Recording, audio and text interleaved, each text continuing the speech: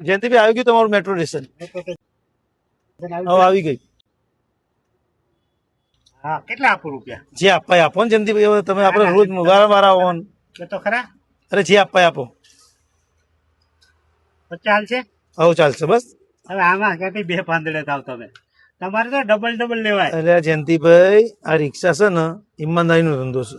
કોઈ બિચારો વિશ્વાસ આપણા જોડે બેસે. કોઈના જોડે પૈસા હોય, કોઈના જોડે ના હોય, બરાબર. હવે આ પૈસા આપણે જો 50 રૂપિયા ભાડું થાય છે, મને ખબર છે, બરાબર.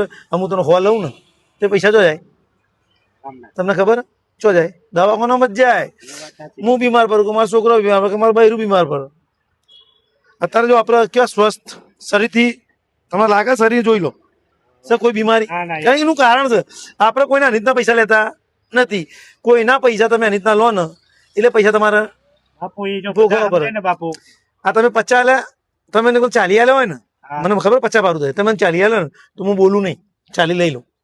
ચમ લઈ લો? રેગ્યુલર કાયદેસર 50 ભાડું થાય. તમે 40 આલો તો ચમ કે તમારે તો હોય એટલા આલે છે, નહીં હોય તો નહીં આલે હોય ને.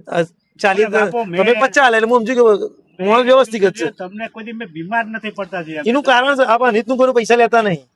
આપણે જે 50 ચાલતો 50 ભાડું લેવાનું. આપણને ખબર હો ચાલતો હો લેવાનું. હા ભલે 10 ઓછા લે ચાલશે, પણ 10 વધારે નહીં લેવાનું. બાકી કરચુક છે ને બાપુ, અહીંયા છે બધું. કર્મ હારા કરવાના. તમારા બધું કર્મ પર નિર્ભર છે. ભગવાનનું ને તમારે કર્મ જોવા. તમે પાપ કર્યું, પુણ્ય કર્યું, જે કર્યું, પણ તમારા કર્મમાં જે તમારો પારો વધતો ઓછો થાય ને એ તમને ખબર પડે.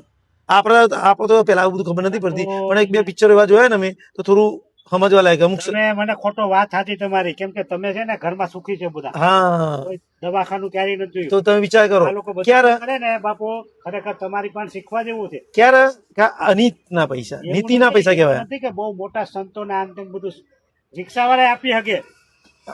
જ્ઞાન બધેથી મળે. તમારે લેવું, તમારી સતબુદ્ધ અને તમારે ક્યાંથી જ્ઞાન ઉપાડવું ગમે તે ઉપાડી શકો તમે. તમે રિક્ષા વાળા છે પણ મહાન તો. હા 50 રૂપિયા મેં ભાડું લીધું. હવે હું બધાને કે તમારી હા જયંતિભાઈ આવજો. હું એ જવું ચાલુ કરી રિક્ષા પછી.